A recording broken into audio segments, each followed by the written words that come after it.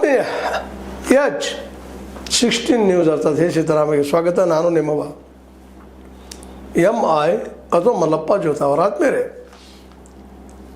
ದಕ್ಷಿಣ ದಾವಣಗೆರೆಯ ವಿವಾದ ಸ್ಟಾರ್ಟ್ ಆಯಿತು. ಮುಸ್ಲಿಮರಿಗೆ ಕೊಡಬೇಕಂತ ಮುಸಲ್ಮಾನರಿಗೆ ಬೆನ್ನತ್ತಿದ್ರು. ಅದರಲ್ಲೂ ಅಬ್ದುಲ್ ಜಬ್ಬಾರ್ ಒಂದು ಟಿಕೆಟ್ ಬೇಕು ಅಂತೇಳಿ ಬೆನ್ನತ್ತಿದ್ರು. ಸಹಜವಾಗಿ ಮಲ್ಲಿಕಾರ್ಜುನ ಅವರಂತೆ ಬಿಡದ ನನ್ನ ಮಗ್ಗ ಬೇಕು ಅಂತ ಹಠ ಹಿಡದ.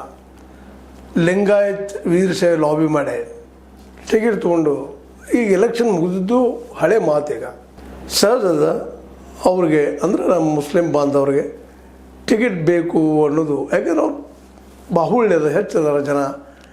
ಈಗ ನಮ್ಗೆ ಕೊಡ್ರಿ ಮತ್ತು ಹಿಂದೆ ಶಾಮಳೂರು ಶಿವಶಂಕರಂಬರು ಕೊಡತ್ತಿದ್ರು ಕೊಡ್ರಿ ಅಂತೇಳಿ ಬೆನ್ನತ್ತಾಗ ಸಹಜವಾಗಿ ಅಬ್ದುಲ್ ಜಬ್ಬಾರ್ ಆಗಿರ್ಬೋದು, ನಶೀರ್ ಅಹಮದ್ ಅವರಾಗಿರ್ಬೋದು, ಮುಂದೆ ಜಮೀರ್ ಅಹಮದ್ ಖಾನ್ ಅವರಾಗಿರ್ಬೋದು, ಇವರೆಲ್ಲರೂ ಸ್ವಲ್ಪ ಒತ್ತಡ ತಂದಿದ್ದೇನು ಸುಳ್ಳೇನಲ್ಲ.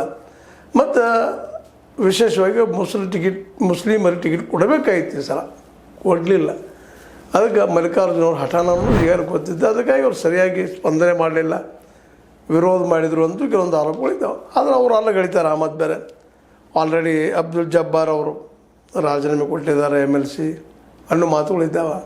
ಇವೆಲ್ಲ ನಡೆದಾವೆ. ಅದೇ ಕಾಲಕ್ಕೆ ಇನ್ನೊಂದು ಏನಾಗ್ಯದಪ್ಪ ಈ ಸಂದರ್ಭದಲ್ಲೇ, ನಮ್ಮ ಉಪಮುಖ್ಯಮಂತ್ರಿ DKC ಅವರು ಅಲ್ಪಸಂಖ್ಯಾತರ ಸಮಿತಿಯನ್ನು ತೆಗೆದುಹಾಕಿದ್ದಾರೆ. ಸುದ್ದಿಗಳು ಬರ್ತಾಯಿದ್ದಾವೆ.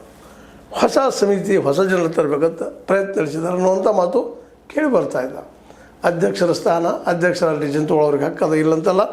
ಆದರೆ ಇದು ಸಹಜವಾಗಿ ಕಾಂಗ್ರೆಸ್ನಲ್ಲಿರುವ ಮುಸಲ್ಮಾನ್ ಲೀಡರ್ಗಳಿಗೆ ನುಂಗಲಾರದ ಬಿಸಿ ತುಪ್ಪ ಆದಂಗೆ ಆಗ್ಯದ.